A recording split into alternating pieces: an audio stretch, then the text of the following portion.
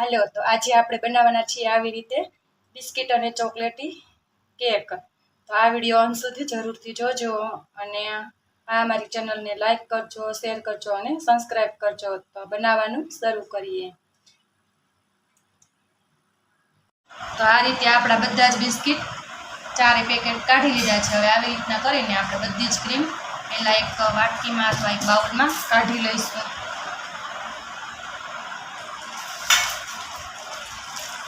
એક કટોરીમાં કાઢી લઈશું। તો હાલો મિત્રો, તમારું સ્વાગત છે અમારા કિચનમાં।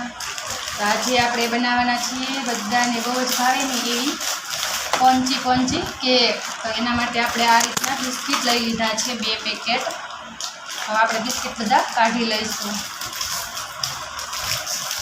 જો આવી રીતના બધા જ બિસ્કિટ આપણા કાઢી લેશું। બિસ્કિટમાંથી ક્રીમ કાઢી લઈશું આ રીતના।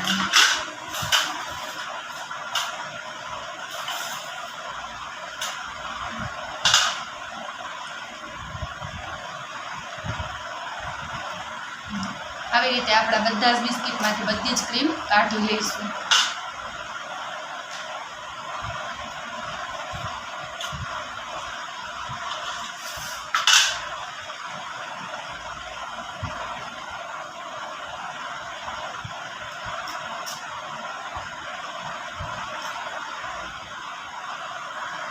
આ રીતે આપણું ક્રીમ નીકળી ગયું છે બધું જ। આપણે તેને ક્રીમ બનાવવા માટે યુઝ કરીશું, એટલે આપણે અત્યારે તેને સાઈડ ઉપર મૂકી દઈએ। અને આવી રીતના આપણા બિસ્કિટ બધા છૂટા થઈ ગયા છે। હવે આપણે તેનો ભૂક્કો કરી લઈએ, મોટી ડીશ લઈને એમાં જ કરી દઈએ। આવી રીતના આપણે બિસ્કિટનો બધો ભૂક્કો કરી લઈએ। આવી રીતના આપણો બિસ્કિટનો બધો જ ભૂક્કો કરી લઈએ। પછી આપણે તેને એક બ્લેન્ડરનું જાર લઈને તેમાં ફાઇન પાવડર કરી લઈશું। આવી રીતના આપણે પહેલાં છે ને લોઢી ગરમ કરવા મૂકી દઈશું અને એની ઉપર આવી રીતની આ લોટ લઈ લઈશું। પછી તેને તમારી પાસે જો આવી ન હોય તો તમારે કોઈ કાંઠો લઈ લેવાનો, કે કોઈ કાંઠો પણ ન હોય ને તો કોઈ વાટકી લઈને મૂકી દેવાની। પછી તેના ઉપર તપેલી મૂકવાની। તમારી પાસે જો મોલ ન હોય તો આવી રીતનું સ્ટીલનું વાસણ હોય તો પણ ચાલે, અને ટીનનું તપેલી હોય તો પણ ચાલે। તો આપણે તેને અત્યારે ધીમા તાપે ગરમ કરવા મૂકી દીધી છે અને તેની ઉપર આ રીંગણા શેકવાની જાળી મૂકી દીધી છે આવી રીતના। અને ધીમા તાપે ગરમ થાય ત્યાં સુધી આપણે આપણા બિસ્કિટનો ક્રીમ બનાવી લઈશું। રીતના આપણે એક જાર લઈ લીધું છે અને આપણે તેમાં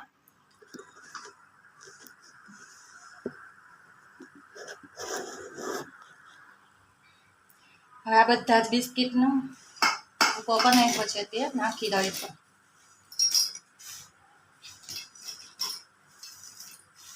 ને આપણે તેનો એકદમ ફાઇન પાવડર કરી લઈશું।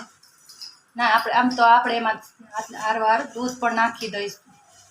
એકદમ સ્મૂથ મિશ્રણ તૈયાર કરી લઈશું।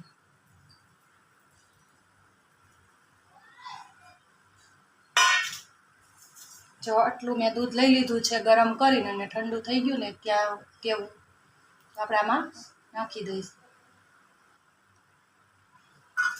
આપણે તેને પેક કરીને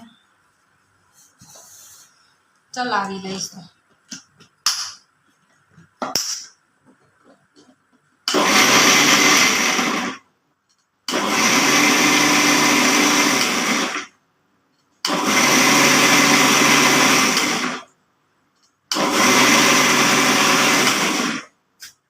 આપણે જોઈ લઈશું।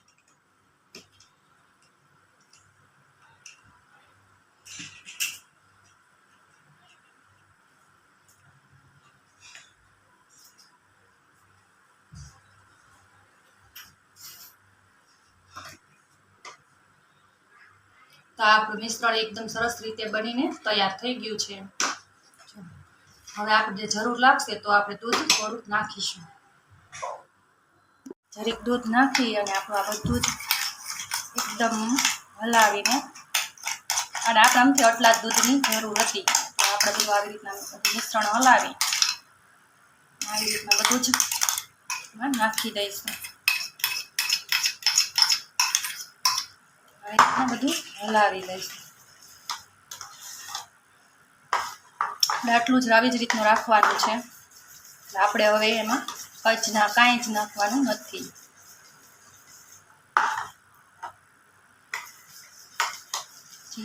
થોડુંક અમથું દૂધ નાખીશું. થોડુંક ઘાટું લાગે છે.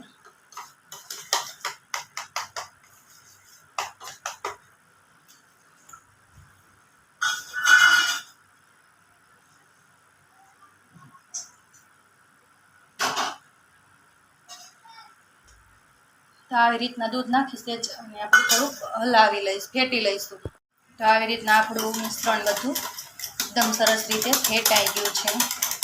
એક જ ડાયરેક્શનમાં મેં ફેટી લેવાનું.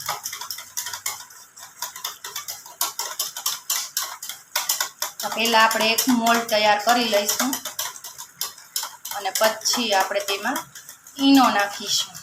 અને તમે જો બેકિંગ સોડા નાખવો હોય તો તમે બેકિંગ પાવડર પણ નાખી શકો છો, બેકિંગ સોડા નહીં.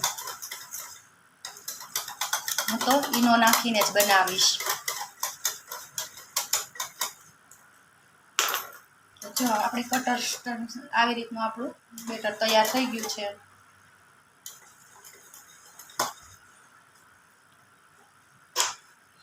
આપણે એક મોલ્ડ તૈયાર કરી અને આપણે એકદમ ફેટી લઈશું.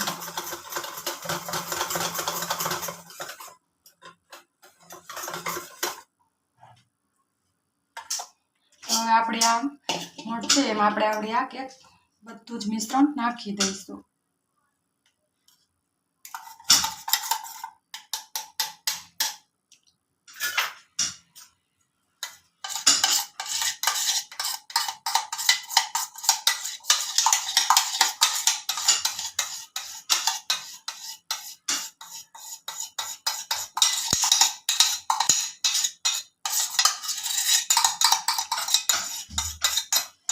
હવે આપણે આવી રીતના આપણું બધું જ મિશ્રણ નાખી દીધું છે અને આપણે આવી રીતના હલાવવાની પણ કાંઈ જરૂર નથી. તો હવે આપણે તેને અહીંયા ગેસ ઉપર આવી રીતના મૂકી દઈશું. જો હવે આપણે તેના માપની તપેલી હોય ને અહીંયા રોટીને અહીંયા સુધી પોગી જાય એવડી તપેલી ઢાંકી દઈશું. તો આપણે આને હવે આવી રીતના ઢાંકી દઈશું અને 5 થી 10 મિનિટ 15, 20, 25 મિનિટથી અડધી કલાક સુધી આપણે 30 મિનિટ સુધી રહેવા દઈશું. સેટ કરી લેવાની આવી રીતના તમારી રીતે.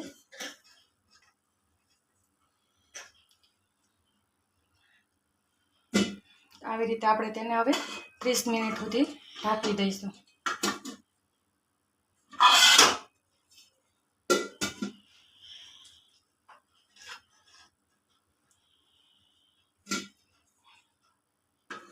અને આપણે તેને એકદમ ધીમા તાપે જ થવા દઈશું 30 મિનિટ સુધી.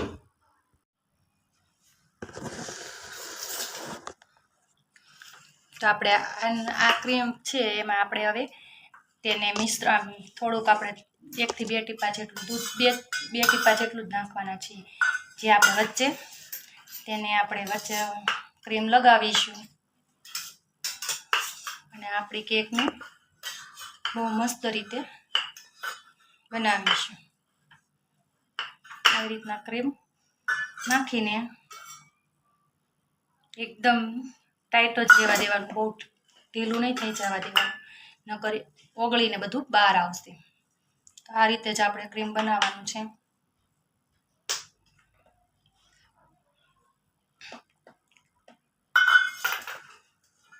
તો આમાં મારે 2 થી 4 ટીપાની દૂધની જરૂર પડી છે. એટલે આવી 1 ચમચી હોય ને એ આટલી ચમચીની જરૂર પડી છે. તો હવે આપણે કંઈ નહીં નાખીએ. હવે આપણું ક્રીમ બની ગયું છે જે આપણે 2 પડની વચ્ચે લગાવીશું અને એકદમ ફેટી લેવાનું. જોઈ લેશું. આપણે ગેસ બંધ કરી દઈશું. જો આપણી કેક એકદમ સરસ બની ગઈ છે અને આપણે હળી નાખીને ચેક કર્યું હતું તો આપણી સળી એકદમ ક્લીન જ આવેલી છે. આપણી સળી એકદમ ક્લીન આવેલી છે. જો તો આપણી કેક એકદમ બનીને તૈયાર થઈ ગઈ છે. તો આપણે ગરમ છે તો 5 મિનિટ એને ઠંડી થવા દઈશું.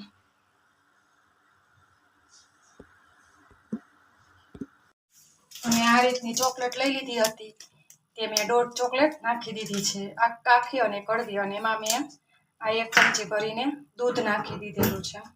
તો આવી રીતના મેં જે કેક બનતી હતી એની ઉપર રાખીને ઓગાળી લીધું છે. તો આવી રીતના આપણું ક્રીમ બનીને તૈયાર થઈ ગયું છે. તો તેના માટે આપણે જે બિસ્કિટમાંથી ક્રીમ નીકળ્યું હતું ને એ ક્રીમ છે તેને પણ આપણે આ દૂધની ચમચી 1 નાખી અને આવી રીતના ક્રીમ ફેટી લીધું છે અને ક્રીમ બનાવી લીધું છે. આટલી આપણે ગાર્નિશિંગ માટે તૂટી ફૂટી લીધેલી છે. તો હવે આપણે આપણી કેક જોઈ લઈએ. તો આપણું જો પંચ બનીને તૈયાર છે.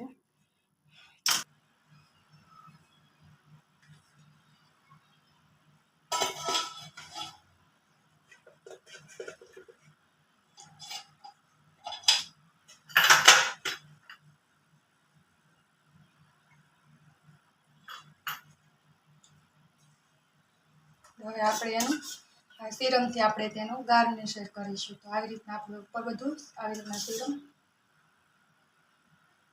લગાવી લઈશું.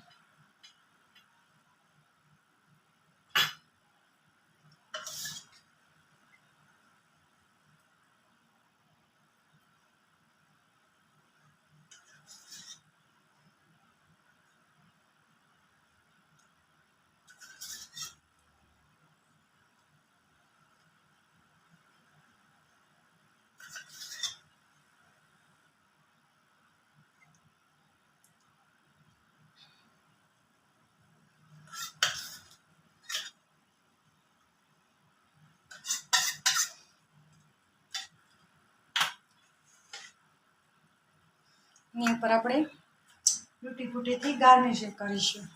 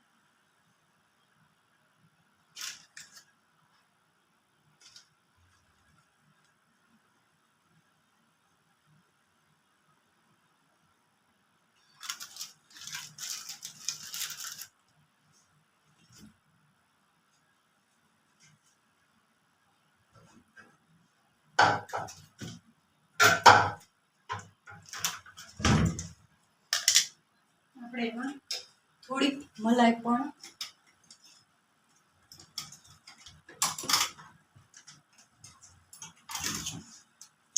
આપણી પાસે થોડીક મલાઈ છે તો આવી રીતના આપણે એમાં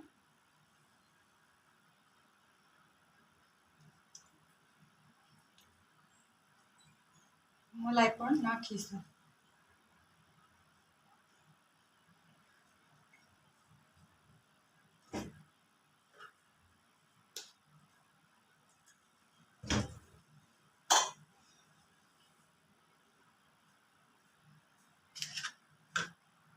આપણી પાસે આવી રીતની એક ચોકલેટ છે તો આપણે આ ચોકલેટ પણ આમાં મૂકીશું.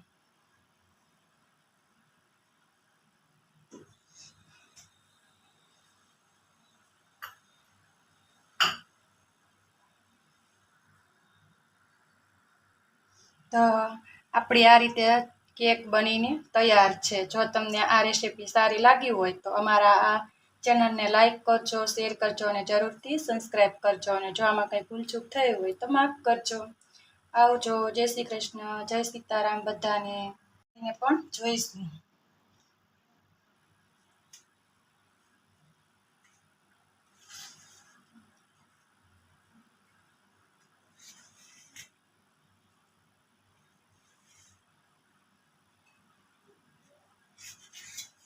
તો તો આપણે એક પીસ હાથમાં આપણે લઈને પણ જોઈશું.